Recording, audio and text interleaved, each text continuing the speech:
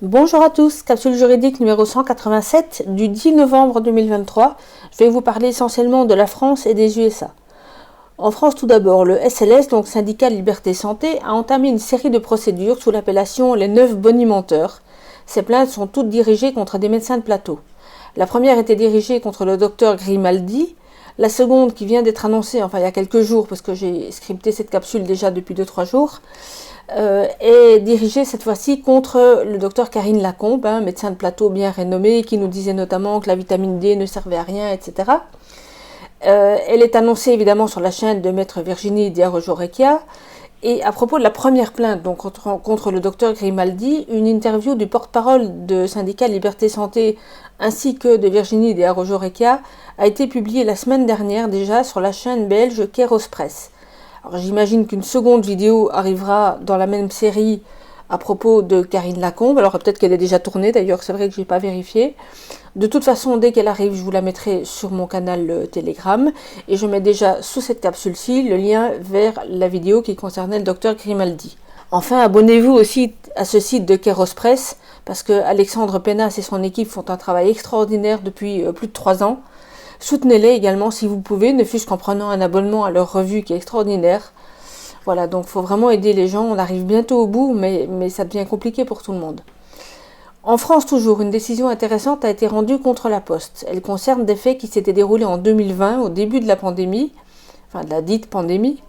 28 salariés de la Poste à Rodez, estimant que les mesures sanitaires n'étaient pas respectées dans leurs conditions de travail puisqu'ils n'avaient ni masque, ni gel hydroalcoolique, ni rien du tout, avaient exercé leur droit de retrait pendant 17 jours. Alors aujourd'hui, nous savons, études à l'appui, que le masque ne sert à rien, mais au début de la pandémie, certains ont légitimement pu lui accorder une vertu de protection. Il n'y a donc évidemment absolument pas à critiquer leur réaction. En guise de représailles, la Poste leur avait tout simplement retiré leur salaire. Et la Poste vient d'être aujourd'hui condamnée, c'était courant octobre apparemment, condamnée, comme l'annonce le site de France 3 Régions, à leur verser ce salaire, mais aussi des indemnités en guise de réparation. Il a fallu quand même 2 ans et demi pour que la décision soit rendue, mais c'est une bonne nouvelle. Et l'article annonce que d'autres salariés ont lancé des procédures identiques pour lesquelles des audiences ont lieu en février 2024. Je vous mets sous ma capsule, comme d'habitude, le lien vers l'article du site de FR3. Aux USA à présent, James Comer, qui dirige la commission d'enquête sur la corruption au sein de la famille Biden, a signé hier ou avant-hier 3 assignations au moins contre notamment Hunter Biden, donc le fils de la marionnette qui sert de président, et James Biden, qui est son frère, ainsi que contre d'autres membres de la famille et un associé d'affaires. Pour l'instant, il s'agit de les appeler comme témoins, entre guillemets. La commission d'enquête a publié sur son site un communiqué dont voici le texte, je cite. Le peuple américain apprend la vérité sur la façon dont la famille Biden a vendu l'accès à Joe Biden et son influence politique dans le monde entier. Sur la base de preuves découvertes par une enquête du Congrès en cours, qui comprend le témoignage de 2 courageux dénonciateurs de l'IRS, alors l'IRS c'est les impôts là-bas, nous savons que le président Biden a menti lorsqu'il a déclaré ne pas être au courant des transactions commerciales de son fils. Nous savons qu'il n'était non seulement au courant, mais impliqué. Et il est maintenant tout à fait clair qu'il en a en fait profité. Personne ne devrait être à l'abri d'un examen juridique sur la base de son nom de famille. Le Congrès a le devoir constitutionnel d'exercer un contrôle afin de déterminer si les dirigeants élus de notre pays ont utilisé leurs fonctions publiques pour s'enrichir ou enrichir leur famille, et plus important encore, si ces fonctionnaires peuvent être compromis par les relations commerciales de leur famille avec l'étranger. L'assignation à comparaître des membres clés de l'opération du trafic d'influence de la famille Biden est la prochaine étape logique de cette enquête. Fin de citation.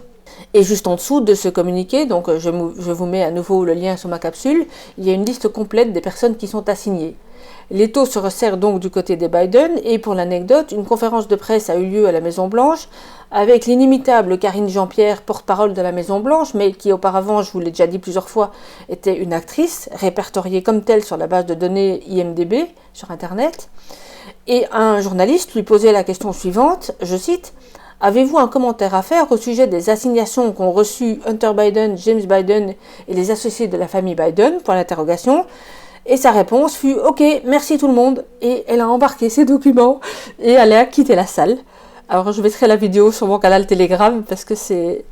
c'est vrai que je ne voudrais pas être à sa place, mais la différence c'est que je n'aurais pas été à sa place, c'est certain. Voilà, alors je vous mets sur ma capsule donc tous les liens utiles à ce sujet, surtout vers le site de cette commission d'enquête et les séquences venant de Fox News, où ils commentent cette nouvelle, cette fois-ci de manière tout à fait sérieuse, ainsi que la fameuse vidéo de Karine Jean-Pierre, parce que ça c'est la note d'humour de la journée. Par ailleurs, la quantité des arrestations et jugements, notamment en matière de pédocriminalité, ne cesse d'augmenter. Il serait difficile pour ma part de parler de chaque affaire, mais je vous suggère de suivre également, en plus de mon canal Maître X, le canal que j'ai créé déjà depuis longtemps et qui s'appelle Arrestation, poursuite judiciaire et condamnation, dont je mets le lien également sous ma capsule. Pour vous donner une petite idée de plusieurs des infos que j'ai récemment postées, donc je parle de hier et avant-hier, voici quelques exemples. Le 9 novembre, un ex-agent de la CIA plaide coupable de dizaines d'abus sexuels sur des femmes dans un procès fédéral. L'info est rapportée par Associated Press, qui n'est pas du tout un site complotiste, comme vous le savez. Ceci était rapproché d'une info du 14 septembre dernier, aussi rapportée par Associated Press, concernant un autre employé de la CIA, cette fois-ci pour des détentions d'images pédopornographiques. Une info que j'ai publiée le 8 novembre, le ministère de la Justice américain toujours annonce des arrestations dans un réseau de bordels haut de gamme utilisé par des élus, des officiers militaires, des médecins et bien d'autres.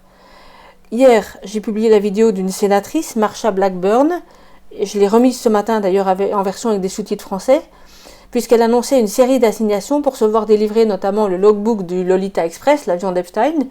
Et elle dit, et on est bien d'accord avec elle, qu'il est grand temps qu'on sache qui a volé dans cet avion et combien de fois. En même temps, étaient publiées des vidéos concernant la fraude électorale américaine de 2020, notamment via l'Italie, où des serveurs apparemment situés dans l'ambassade des USA en Italie ont servi à alimenter un petit peu les votes pour Biden et aussi à transformer des votes de Trump en votes pour Biden, avec un témoignage sous serment, accompagné d'une présentation éloquente d'une journaliste qui s'appelle Maria Zak. Bref, suivez ce canal-là parce qu'il est totalement impossible pour moi de vous faire 10 capsules par jour, mais ça s'accélère vraiment sur tous les fronts. Et s'il vous plaît, faites tourner ma capsule. Il faut qu'on explose ce compteur de visites. Les gens ont besoin de voir ça, soit pour tenir le coup, soit enfin pour se réveiller, parce que là, il est grand temps. Et évidemment, je vérifie de mon côté toutes les infos en fonction, en tout cas, du sérieux de leurs sources, pour limiter les risques de relayer une fausse info. Pour l'instant, je m'en sors. Apparemment, je n'ai pas relayé de bêtises, mais on n'est jamais à l'abri, donc soyez également très très très vigilants dans ce que vous relayez. Je pense notamment à une fake news, en fait 2 fake news qui sont combinées en une seule et qui circulent de nouveau, enfin qui ont circulé depuis 2 ans et qui circulent de nouveau depuis quelques semaines, qui consisterait à dire que Rainer Fulmich, avec une équipe de 1000 avocats, et RFK Junior, donc Robert Kennedy Junior, aurait lancé un procès à l'issue duquel la Cour suprême des États-Unis aurait déclaré que non, les injections n'étaient pas des vaccins. Ça, c'est 2 fausses nouvelles. Il y a bien un arrêt de la Cour suprême des États-Unis à la date qui est indiquée, mais il ne dit absolument pas ça. Il est positif, j'en ai parlé dans une autre capsule, mais il ne dit absolument pas ça. Rainer Fulmich et RFK, à ma connaissance, n'ont jamais introduit de procédure ensemble. Et Rainer Fulmich, même si on aimerait bien, n'est pas assisté d'une équipe de 1000 avocats. D'accord ?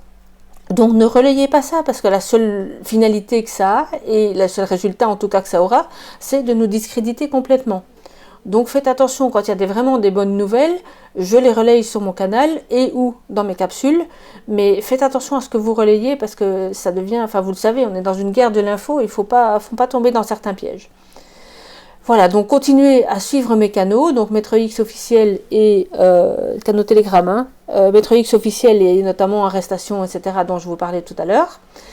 Et la citation du jour pour terminer, je cite, « Souvent les gens ne veulent pas voir, entendre et parler de la vérité parce qu'ils ne veulent pas que leurs illusions soient détruites. » Fin de citation, et c'est une phrase de Nietzsche. Alors il va falloir vous y préparer, messieurs et madame qui dormez encore, car là c'est tout proche. Asseyez-vous bien, accrochez-vous bien.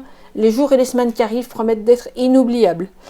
Voilà, tenez bon, résistez, n'obéissez plus. Et s'il vous plaît, diffusez ça partout. Il faut vraiment que ça circule de tous les côtés. À très bientôt, au revoir.